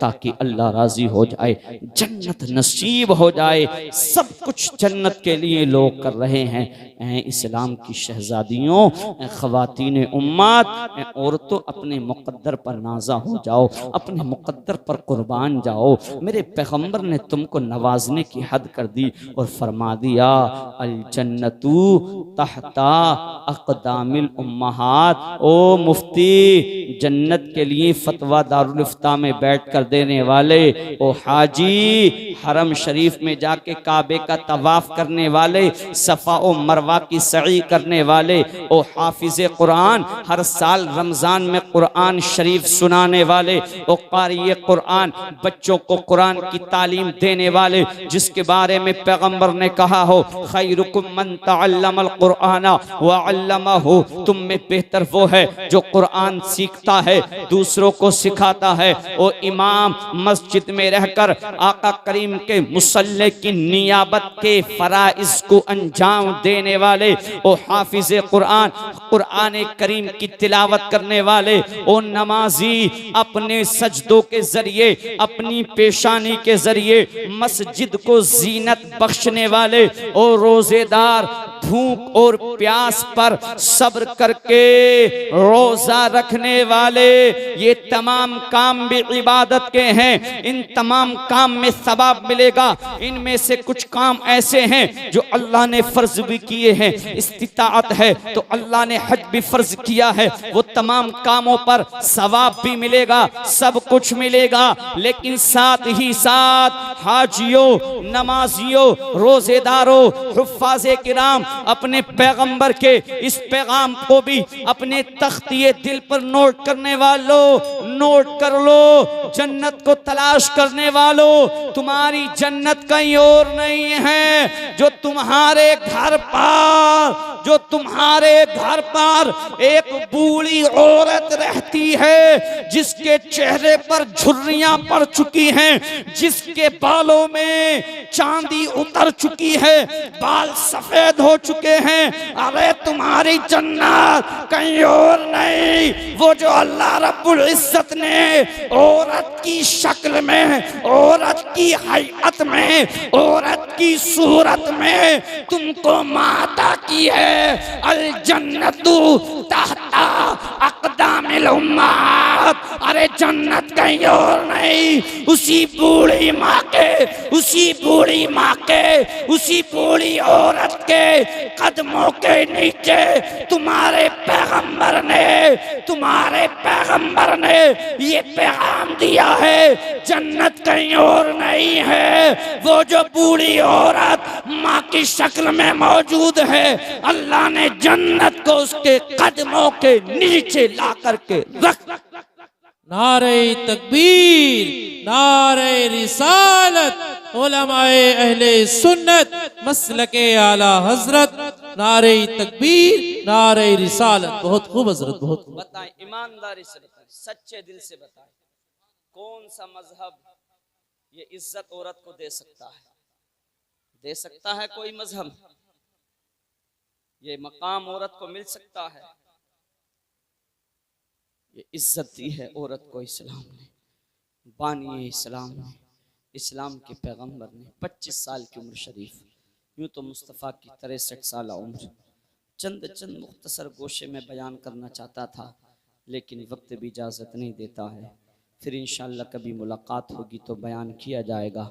लेकिन जाते जाते पैगंबर की ज़िंदगी का एक और गोशा, अच्छा सुनना चाहते हैं? माशाल्लाह चचा मियाँ इशारा कर रहे हैं, अभी तकरीर ख़त्म नहीं होगी और होगी। सुभान, सलामत रखे अल्लाह आपको। तो सुने, आप सुनने के ख्वाहिशमंद हैं तो सुने मुस्तफ़ा की, अपने पैगंबर की ज़िंदगी। मैं बहुत सी बातें आप तक पहुंचाना चाहता था मुस्तफ़ा करीम सल्लल्लाहु अलैहि वसल्लम की ज़िंदगी से। कुछ गोशे तो यार आपको पता चले, जिस पैगंबर का तुम कलमा पढ़ते हो। उम्र शरीफ 25-35 भी हुई, 35 साल की उम्र शरीफ में भी अल्लाह की कसम यार, मुस्तफ़ा की अक्ल, अल्लाह कैसा अल्लाह ने ज़हन अता किया, कैसी फिक्र थी मुस्तफ़ा की। 35 साल के जब आपकी उम्र शरीफ थी, उस वक्त मक्का शरीफ में बहुत सख्त वाली बारिश पड़ी, कारी साहब। और बारिश ऐसी हुई, कहत ऐसा पड़ा, बारिश इतनी खतरनाक शदीद हुई कि पानी पूरे मक्का का हरम शरीफ में आ गया और काबा ढह गया। यूं तो काबे की 10 मरतबा तामीर हुई है, उलमा ने बयान फरमाया है 10 मरतबा काबा तामीर हुआ। असल में पहले जो काबा था, जब आप देख रहे हैं इस वक्त ऊंची जगह पर है, पहले काबा नशेब में था, नीची जगह में था। जब भी मक्का में बारिश होती थी, बारिश का पानी काबे में आ जाता था। अब जब इस बार जब आका की उम्र शरीफ 35 साल थी, इतनी सख्त बारिश, कुछ बांध जो बंदा तुम्हारे यहाँ ऐसे बांध भी बनाए गए थे काबे में पानी ना आए, सुभान अल्लाह। कुछ बांध बांधे गए। सीरत की किताबों में उलमा ने बयान किया है, तारीख लिखने वालों ने, बांध भी टूट गए उस पानी से, काबा बिल्कुल मुनहदिम, काबा ढह गया। मशवरा हुआ काबे की तामीर की जाए। काबे की तामीर शुरू हुई। अरब के तमाम कबीलों ने शिरकत की, तमाम कबीले वाले काबे की तामीर में हिस्सा लेते। मुस्तफ़ा भी साथ पत्थर लाते, उठा कर देते, मुस्तफ़ा भी हिस्सा लेते। अब जहां आज हजरे अस्वद है, जब काबे की तामीर हजरे अस्वद तक पहुंची, कबीले वालों की अब आरा मुख्तलिफ हो गई। हजरे अस्वद हम लगाएंगे, हर चाहता हर शख्स कोई अच्छा काम हो, ये काम हम करेंगे। कबीले वालों की आरा सबकी मुख्तलिफ हुई। कोई कह रहा था हम लगाएंगे, क्यों कि हमारी आने वाली नस्लें फख्र करेंगी ये काबे में जो हजर असवद है हमारे खानदान के लोगों ने लगाया है, हमारे कबीले वालों ने लगाया है, हमारे अलावा ये शर्फ किसी को हासिल नहीं। बात यहां तक पहुंची कि तलवारें निकल आए। वो अरब के लोग, जंगजू लोग जो छोटी छोटी बातों पर लड़ने लगते हो, और यहां तो बात चल रही है साहब कि काबे में हजर असवद पत्थर को उस कौन लगाएगा। तलवारें बाहर निकल आई, तलवारें मियानों से बाहर आ गईं, और एक प्याला खून मंगाकर उंगलियां उसमें डुबोकर चाट ली गई। ये क्या था पता? ज़माने जाहिलियत के अंदर इस तरीके से उस वक्त कसमें खाई जाती थी। अगर कोई कबीला प्याले में खून हो, उस खून में अपनी उंगलियों को डुबोकर चाट ले तो ये कसम पक्की हो जाती थी, अब या तो फैसला तलवार से होगा या सामने वाला इसकी बात को तस्लीम करेगा। कसमें पक्की कर ली गई। तमाम कबीले वाले अड़े हुए थे इस बात पर, हजर असवद हम नस्ब करेंगे। 4 दिन इसी में गुजर गए। चौथे दिन की शाम थी। कुछ ऐसे ऐसे बुजुर्ग मशवरा दिया, अच्छा एक काम करो, कल सुबह को सबसे पहले जो हरम शरीफ में आएगा उसी के फैसले को तस्लीम कर लिया जाएगा। सुबह का सूरज नमूदार हुआ। बुजुर्ग बात जब करते हैं तो काम की करते हैं, बुजुर्गों से मशवरा लेना चाहिए। अब सुबह का सूरज नमूदार हुआ। सुबह को सबसे पहले काबे में जो आने वाला था वो कोई और नहीं, वो आमिना का दुर्र यतीम था। सुभान अल्लाह। हम सब का पैगंबर हुजूर को देखा, बेसाख्ता अहले अरब बोल उठे, यार ये तो अमीन है, इससे ज्यादा सच्चा हमने आज तक मुलाहजा नहीं किया है, इसको कभी झूठ बोलते हुए नहीं देखा है, इसकी अमानतदारी दयानतदारी तो पूरे अरब के अंदर मशहूर है। वल्लाह वल्लाह जो ये फैसला करेंगे उसको तस्लीम किया जाएगा, उस फैसले को माना जाएगा। हुजूर सल्लल्लाहु ताला अलैहि वसल्लम को अपना पंच अब अहले अरब ने तस्लीम कर लिया है। हुजूर सल्लल्लाहु ताला अलैहि वसल्लम तशरीफ लाए हैं। लाने के बाद कहा, अहले अरब सुनो, कौन कौन कबीले वाले हैं वो आगे आ जाएं जो चाहते हैं कि हजर असवद हम नस्ब करेंगे। तमाम कबीले वाले आ गए।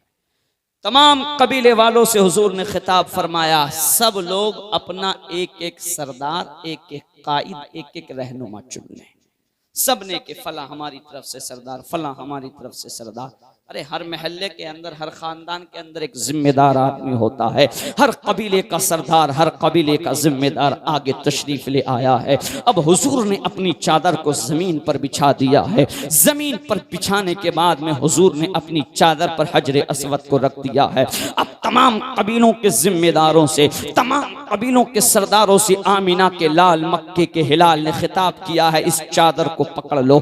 तमाम सरदारों ने चादर को पकड़ लिया है। जहां जहां मौका मिला है चादर को पकड़ लिया गया। हुजूर इरशाद फरमाते हैं चादर को उठाया जाए, चादर को उठाया गया। हुजूर फरमाते चादर को उठाया जाए, चादर को उठाया जा रहा है। और जब चादर जहां तक तामीरी काम हो चुका था उसके बराबर पहुंच चुकी है, तो अब हुजूर इरशाद फरमाते हैं यहीं पर रोक लिया जाए, यहीं पर रहने दिया जाए। तमाम कबीले वाले उठाए हुए हैं। कोई कबीला ऐसा नहीं था जिसका सरदार उस वक्त उसको उठाने में मौजूद नहीं था।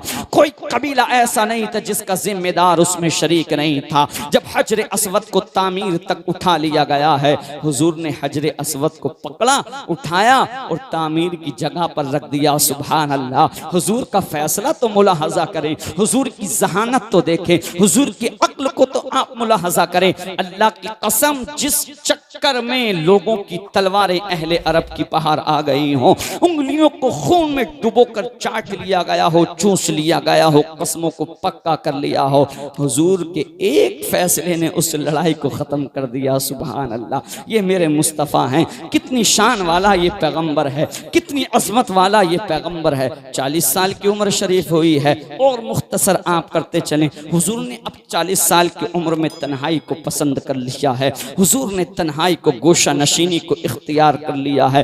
बातें बहुत जहन में आ रही हैं। अल्लाह अल्लाह, 40 साल की उम्र में हुजूर बस्ती से दूर गारे हीरा, हीरा नामी एक पहाड़ है जो हुज्जाजे इकराम गए होंगे, उन्होंने देखा होगा। बस्ती से मक्का से दूर पड़ता है वो पहाड़। हुजूर सल्लल्लाहु अलैहि वसल्लम उसी पहाड़ पर एक खो है, गार है, उसी गार के अंदर जाके इबादत कर रहे हैं। 2-2, 3-3 दिन उसी गार के अंदर इबादत में मसरूफ व मशगूल रहते हैं। खतीजतुल कुबरा कभी कभी खाना पहुंचा दिया करती हैं, कभी हुजूर अपने साथ खाने को ले आते हैं। उसी गार के अंदर इबादत कर रहे हैं। एक दिन जिब्राईल अमीन फरिश्तों का सरदार हुजूर के पास तशरीफ लाया और आकर के कहा, इक़रा। क्या कहा? इक़रा, पढ़िए। हुजूर फरमाते हैं, माँ अना बिक़ारिइन, जिब्राइल मैं पढ़ने वाला नहीं हूँ। जिब्राइल ने चिमटाया है, सीने को दबाया है, कहा इक़रा पढ़िएगा। हुजूर फिर फरमाते हैं, माँ अना बिक़ारिइन। हुजूर को फिर जिब्राइल ने फिर तीसरी बार में बहुत तेजी के साथ चिमटाया है, फरमाया इक़रा पढ़िएगा। हुजूर ने फरमा दिया है, माँ अना बिक़ारिइन, जिब्राइल मैं पढ़ने वाला नहीं हूँ। अब जिब्राइल ने कहा है तीसरी मर्तबा, इक़रा बिस्मि रब्बिकल्लज़ी खलक़ खलक़ल इंसान मिन अलक़ इक़रा व रब्बुकल अकरम अल्लज़ी अल्लमा बिल क़लम। कुरान पाक की ये 5 आयतें लेकर जिब्राईल अमी हाजिर हुए हैं। हुजूर ने पढ़ना शुरू कर दिया है। ए महबूब, उस रब के नाम से पढ़िएगा जिस रब ने आपको पैदा किया है। हुजूर ने पढ़ना शुरू किया है। अब हुजूर के ऊपर ये 5 आयतें पहली वही गारे हिरा के अंदर हुजूर के पास आई है। हुजूर को सर्दी का कुछ एहसास हुआ है। यूँ तो मेरा पैगम्बर गर्मी और सर्दी से अल्हम्दुलिल्लाह महफूज है, लेकिन घर तशरीफ लाए आकर के खतीजतुल कुबरा से कहा है, ज़म्मिलूनी ज़म्मिलूनी, खतीजा मुझको कमली उड़ाइएगा, खतीजा मुझको कमली उड़ाइएगा, मुझको अपनी जान का खौफ होता है। खतीजतुल कुबरा खुदा की कसम खा के कहती हैं, आपका रब आपको कभी रुसवा नहीं होने देगा, आप जान की हिफाजत फरमाएगा। आप तो गरीबों के साथ हमदर्दी किया करते हैं, आप तो मुसाफिरों को मेहमान बनाकर उनकी मेहमान नवाजी किया करते हैं, आप तो लोगों की मदद किया करते हैं, आप तो लोगों के साथ अच्छाई के साथ मामलात पेश से आया करते हैं, आप तो अच्छे तरीके से लोगों के साथ पेश आया करते हैं। इस तरीके से फिर हजरत खतीजा आप अपने चचाजाद भाई वर्का इब्ने नौफल के पास लेकर के गई थी। अब बहरहाल और आगे को आप तेज बढ़ते चले। दूसरी वही आई, हुक्म हुआ तीसरी वही आई कि खानदान वालों को जमा करके हुजूर सल्लल्लाहु अलैहि वसल्लम को खिताब किया गया कि अपने खानदान वालों को जमा करके आप जो है तबलीग कीजिएगा। हुजूर सल्लल्लाहु ताला अलैहि वसल्लम 41, 42 और 43 साल की उम्र तक खुफिया तौर पर इस्लाम की तबलीग करते रहे। अब 3 साल मुद्दत गुजरने के बाद जैसे ही चौथा साल लगा है ऐलान नबुव्वत का, हुजूर को हुक्म हुआ है, फस्दा बिमा तुअमर, ए आका जिस चीज का तुमको हुक्म दिया गया है उसकी अलल ऐलान अब तबलीग की जाएगी। अब इस्लाम की तबलीग छुप कर नहीं की जाएगी। ये जो छुप कर 3 साल तबलीग की गई थी, इसमें सबसे पहले जवानों में ईमान लाने वाले हजरत सैयदना सिद्दीक अकबर हैं, और बच्चों में ईमान लाने वाले मौलाए कायनात मुश्किल कुशा हैदर कर्रार हैं, गुलामों में ईमान लाने वाले हजरत ज़ैद इब्ने हारिसा हैं, और औरतों में सबसे पहले ईमान तस्लीम करने वाली, इस्लाम को कबूल करने वाली हजरत खतीजतुल कुबरा उम्मुल मोमिनीन है। और हजरत अबू बकर सिद्दीक की तबलीग से हजरत उस्मान ईमान लेकर के आए हैं। दूसरे सहाबा ईमान की दौलत से मुशर्रफ हुए हैं। अब ऐलानिया तबलीग का हुक्म हुआ है, हुजूर ने ऐलानिया तबलीग की है। बस यहीं पर मैं चंद जुमलों के साथ अपनी बात को इख्तिताम पजीर करने चला हूँ। अल्लाह की कसम लोगों ए जहतोली वालों, अब ऐसा कौन सा जुल्म था जो तुम्हारे पैगंबर पर नहीं ढाया गया था? ऐसा कौन सा जुल्म था जो पैगंबर के मानने वालों पर नहीं ढाया गया था? अरब की वो संगलात, अल्लाह की कसम, अरब की वो रेतीली जमीन, वो पथरीली जमीन, आज भी आपने सुना होगा इसी साल गर्मी की शिद्दत की वजह से आज एसी मौजूद होने के बावजूद, आज एयर कंडीशन अरब शरीफ के अंदर रूम होने के बावजूद, पंखे कूलर होने के बावजूद तकरीबन 600-700 हाजी हुज्जाजे किराम जामे शहादत नोश कर गए। गर्मी की शिद्दत की वजह से सैकड़ों हुज्जाज ने जामे शहादत नोश कर लिया। लेकिन अल्लाह की कसम उस दौर को तो आप मुलाहजा करें, उस गर्मी के बारे में तो आप सोचिए, जब ना एसी थी, ना पंखा था, ना ना कूलर था, कोई सामान ऐसा मुहैया नहीं था, कोई आराइशो आराम का कोई ऐसा आला मौजूद नहीं था। ऐसे आलम में बिलाल हबशी को मक्का की पथरीली जमीन पर, मक्का की पथरीली रेतीली जमीन पर नंगे बदन लिटाकर जिस्म पर, सीने पर वजनी पत्थर रखा जाता था। और पत्थर रखने के बाद जालिम आका आपके सीने पर खड़ा हो जाता था। अल्लाह अकबर कबीरा। सोचोते सही, वो हजरत खुबाब हो या खुबाब बिन अलरत हो या हजरत खुबैब हो, अल्लाह की कसम जिनको तहते हुए अंगारों पर लिटाया जाता, अंगारों पर लिटाने के बाद जालिम सीने पर खड़े हो जाते। जब तक अंगारों की गर्मी की वजह से पुश्त जलकर अल्लाह अकबर कबीरा उससे रतोबा चर्बी पिघल के नहीं निकलने लगती थी, जब तक वो अंगारे ठंडे नहीं हो जाते थे, नबी के दीवानों को, नबी के सहाबा को हिलने नहीं दिया जाता था। ऐसा कौन सा जुल्म था जो मुस्तफ़ा पर, मुस्तफ़ा के दीवानों पर नहीं ढाया गया था। मुस्तफ़ा करीम हरम शरीफ के अंदर नमाज अदा कर रहे हैं, उक़बा बिन इब्ने अबी मुईत आया है, उसने आकर के फांसी का फंदा इस तरीके से एक रुपट्टा, एक कपड़ा मुस्तफ़ा के गले में डाल करके खींचना शुरू किया है। मुस्तफ़ा का दम घुटने लगता है, मुस्तफ़ा करीम की आंखें दम घुटने की वजह से बाहर आने लगती हैं। अल्लाह की कसम सिद्दीक़ अकबर से जब नहीं देखा गया, उस जालिम को हटाया है। मुस्तफ़ा नमाज अदा कर रहे हैं, कोई जालिम ऐलान कर रहा है कि फलां के ज़िबाह किए हुए ऊंट की ऊंट ला करके कौन आज मुस्तफ़ा की पुश्त पर, पीठ पर रखेगा। कौन सा ऐसा जुल्म था जो तुम्हारे पैगंबर पर नहीं ढाया गया था। अल्लाह की कसम, अब ये पैगंबर जब मक्का वाले ईमान नहीं ला रहे हैं, आका करीम सल्लल्लाहु ताला अलैहि वसल्लम ने मक्का से 90 किलोमीटर की दूरी पर एक बस्ती पड़ती है जिसको ताइफ के नाम से जाना जाता है। हुजूर ने देखा है कि शायद ये लोग नहीं मान रहे हैं, उस बस्ती वाले बात मान जाएंगे, इस्लाम बढ़ता चला जाएगा। अबे जो इस्लाम तुझको तेरे घर बैठे मिल गया है, आज तू मुसलमान के घर में पैदा हो गया है, तो इस्लाम की अजमत को नहीं पहचानता है, इस्लाम की अहमियत को तुम समझने की कोशिश नहीं कर रहे हो। वालिद मोहतरम तेजी के साथ दौड़े दौड़े मस्जिद के अंदर गए, इमाम साहब को बुला लाए, कान में अजान पढ़ दी गई और बड़े हुए मदरसे में पढ़ने पहुंचे, बिस्मिल्लाह खानी हुई, जवान हुए, निकाह की तैयारी कर दी गई। इसलिए तुम नहीं समझते हो इस इस्लाम के लिए पैगंबर इस्लाम ने कैसे कुर्बानियां पेश की है। इस इस्लाम के लिए पैगंबर के दीवानों ने, पैगंबर के असहाब ने अल्लाह की कसम किस कुर्बानियों के साथ इस इस्लाम को सींचा है। पैगंबर ने अब ताइफ का सफर किया है। इस ताइफ के सफर में हुजूर सल्लल्लाहु अलैहि वसल्लम के मुंह बेले बेटे हजरत ज़ैद इब्ने हारिसा भी साथ में गए हैं। दोनों शख्स गए हैं, दोनों लोग गए हैं ताइफ के मैदान में।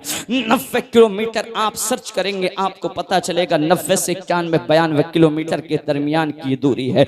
आज तो आप 1 घंटे के अंदर जदीद आलात, जदीद सवारियां मुहैया हैं, आप सफर तय कर सकते हैं, लेकिन उस वक्त में 3 दिन में मुस्तफ़ा ने वो सफर तय किया है। पैदल पैदल चल करके मुस्तफ़ा तशरीफ लेकर के गए थे। एक तो सफर की थकावट थी, क्या ये कम था? मुस्तफ़ा कबीले वालों के पास पहुंचे, क्या दावत कबूल करते? अल्लाह अकबर कबीरा, मुस्तफ़ा को धुतकारा गया है, मुस्तफ़ा को अपने घर की दहलीज से धक्के दिए गए हैं, दूसरे के यहाँ पहुंचे हैं। पहुंचने के बाद जाकर के पैगाम दी है, ऐ लोगों, एक अल्लाह की इबादत करो और मुझको पैगंबर बना के अल्लाह ने भेजा है, इतना सुना है। कह रहे देखो तो देखो कैसी कैसी बातें कर रहा है। अल्लाह की कसम, वो अल्फाज मैं अपनी जबान से इस्तेमाल नहीं कर सकता हूँ। ऐसे ऐसे अल्फाज की ये दीवाना हो चुका है, ये पागल हो चुका है। पूरे अरब के अंदर एक तू ही मिला था जिसको पैगंबर बना के दुनिया में अल्लाह ने अपना नबी बना के भेजा है। अल्लाह की कसम, ऐसे ऐसे अल्फाज मुस्तफ़ा को कहे गए हैं। मुस्तफ़ा के पीछे ओबाश लड़कों का, महल्ले के नौजवान शरीर लड़कों का एक झुंड लगा दिया गया है। अल्लाह की कसम, कोई मजनू कह रहा था, कोई दीवाना कह रहा था, मुस्तफ़ा को कोई पागल कह रहा था, और पत्थर मारे जा रहे हैं। इतना पत्थर तुम्हारे पैगंबर को ताइफ के मैदान में मारा गया है। अल्लाह की कसम, मुस्तफ़ा करीम सल्लल्लाहु अलैहि वसल्लम का लिबास खून से आलूदा हो चुका है, मुस्तफ़ा का लिबास खून से तरबतर हो चुका है। इतना खून तुम्हारे पैगंबर का निकला है कि खून जिस्म से बहकर जूतियों तक पहुंच गया है। नालान है मुबारक खून से आलूदा हो गई हैं। एक मर्तबा हजरत उम्मुल मोमिनीन आयशा सिद्दीक़ा रदियल्लाहु ताला अन्हा ने, हम मोमिनों की मां ने, हुजूर से दरियाफ्त किया था, हुजूर आपकी जिंदगी में आप पे सबसे ज्यादा सख्त दिन कौन सा गुजरा है?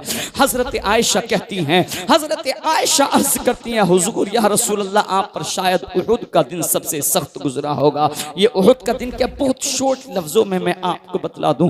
इस दिन हुजूर सल्लल्लाहु अलैहि वसल्लम के चचा हजरत अमीर हमजा को शहीद करके उनके कच्चे कलेजे को सीने पर बैठकर चबाया गया था। 70 सहाबा को उहुद के मैदान में शहीद किया गया था। 70 सहाबा को उहुद के मैदान में कैदी बनाया गया था। वो जो सहाबा शहीद हुए थे उनकी नाकों को जिस्मों से जुदा किया था, उनके कानों को जिस्मों से जुदा किया था। अबे इस्लाम की दौलत की तू अहमियत को ना समझने वाले नौजवानों, सोशल मीडिया के चक्कर में, व्हाट्सएप की लंबी लंबी चैटिंगों के चक्कर में अपनी जवानी को बर्बाद करने वालों, रातों की तन्हाइयों में बेवा यानी के बेहया लड़कियों से बात करने वालों, रातों की तारीकी में मूवी के जरिए, फिल्म के जरिए गलत गलत मनाजिर देखने वालों, मोबाइल के जरिए अपनी जवानी को बर्बाद करने वालों, अल्लाह की कसम अपने पैगंबर की हिस्ट्री को देखो, अपने पैगंबर की जिंदगी को देखो। आयशा सिद्दीक़ा सवाल कर रही हैं, आका शायद आप पर सबसे ज्यादा दिन सख्त उहुद का दिन गुजरा होगा। वो दिन तो कौन सा दिन था? 70 सहाबा जो शहीद किए गए थे। मुस्तफ़ा के सहाबा में, मुस्तफ़ा के दीवानों में इतनी ताकत भी नहीं बची थी कि तन्हा तन्हा उनकी अलग कब्रें तैयार की जाती है कि कब्र के अंदर 2-2, 3-3 सहाबा को दफन किया जाता था। एक एक मर्तबा में 2-2, 3-3 सहाबा इकराम की नमाज जनाजा अदा की जाती थी। अल्लाह अकबर कबीरा, कितना सख्त दिन गुजरा होगा। जो सहाबा शहीद हुए तो उनको मुसला किया गया था, उनकी नाकों को जुदा कर लिया गया चेहरे से, उनके कानों को काट लिया गया था, चेहरे से चेहरे मस्ख कर दिए गए थे। अल्लाह अकबर कबीरा। फिर उनके हारों को पिरोया था। पिरोने के बाद कुफ्फारे कुरैश की औरतों ने, कुफ्फारे मक्का की औरतों ने अपने गलों में उन हारों को पहना था। खुद मुस्तफ़ा के उहुद के मैदान में पेशानी में चोट पहुंची, मुस्तफ़ा का रुखसार जख्मी हुआ, गाल मुबारक जख्मी हुआ उहुद के मौके पर, मुस्तफ़ा का दंदाने मुबारक शहीद हुआ उहुद के मौके पर, मुस्तफ़ा करीम सल्लल्लाहु अलैहि वसल्लम को अज़ियत पहुंचाई कुफ्फार ने उहुद के मौके पर। लेकिन मुस्तफ़ा फरमाते हैं, ऐ आयशा, मुझ पर सबसे ज्यादा सख्त जो दिन, उहुद से भी ज्यादा सख्त दिन गुजरा था, वो ताइफ का दिन था। वो उबाश लड़कों का झुंड मुस्तफ़ा के पीछे लगा दिया गया। कोई किधर से पत्थर, कोई आगे से पत्थर मारता था, कोई पीछे से पत्थर मारता था, कोई यमीन से, कोई यसार से, कोई दाएं से, कोई बाएं से पत्थर मार रहा था। गालियां देते जा रहे थे, कमेंट गलत गलत करते चले जा रहे थे। अल्लाह अकबर कबीरा, अल्लाह की कसम, ऐसे आलम में ज़ैद इब्ने हारिसा से मैंने आलम तसव्वुर में सवाल किया मुस्तफ़ा के उस मुहबेले बेटे से, ऐ ज़ैद इब्ने हारिसा, कभी हमने नबी के किसी सहाबी को मुस्तफ़ा से आगे चलते नहीं मुलाहजा किया, कभी किसी नबी के सहाबी को मुस्तफ़ा से आगे नहीं देखा। हमने ताइफ के मैदान में तुमको देखा था, कभी तुम दाएं चलते थे, कभी तुम बाएं चलते थे, कभी बाएं चलते थे, कभी दाएं चलते थे, कभी यमीन, कभी यसार, कभी अमाम, कभी शुमाल, कभी पीछे, कभी आगे। पीछे चलना समझ में आता है, दाएं चलना समझ में आता है, बाएं चलना समझ में आता है, लेकिन तुम मुस्तफ़ा से आगे क्यों चले हो? ज़ैद इब्ने हारिसा का ईमान गवाही देता है, मैं आगे इसलिए चलता था, जब आगे से पत्थरों की बारिश होती थी मैं आगे आ जाता था कि मेरे मुस्तफ़ा तक कोई पत्थर ना पहुंचे, अगर पत्थर पहुंचे मेरे सीने से गुजर करके पहुंचे।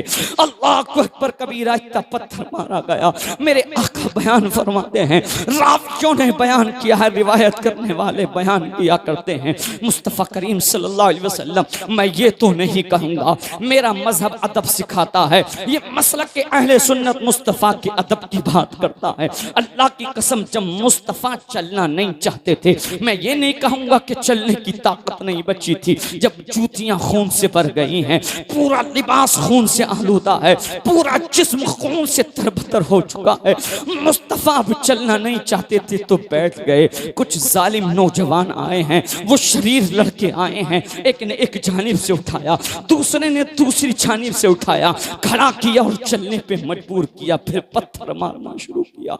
मुस्तफ़ा बैठ जाते थे, जालिम उठाते थे, जबरदस्ती चलाया करते थे, पत्थर बरसाए जाते थे। अल्लाह की कसम, मुस्तफ़ा को एक बाग पास में नजर अंगूर का आया, अंगूर के बाग में जाकर के बैठ गए। मुस्तफ़ा अपने मुंह बेले बैठे अपने गुलाम ज़ैद इब्ने हारिसा के साथ, एक गुलाम आया है, उसने मुस्तफ़ा के चेहरे को देखा है, आकर के कहा है वल्लाह मैं देख रहा हूँ, अरे ये किसी ऐसे वैसे इंसान का चेहरा नहीं हो सकता है, ये किसी झूठे इंसान का चेहरा नहीं हो सकता है, मैं इनके चेहरे को देख रहा हूँ, जरूर ये नबी आखिरुज़्ज़मा का चेहरा है।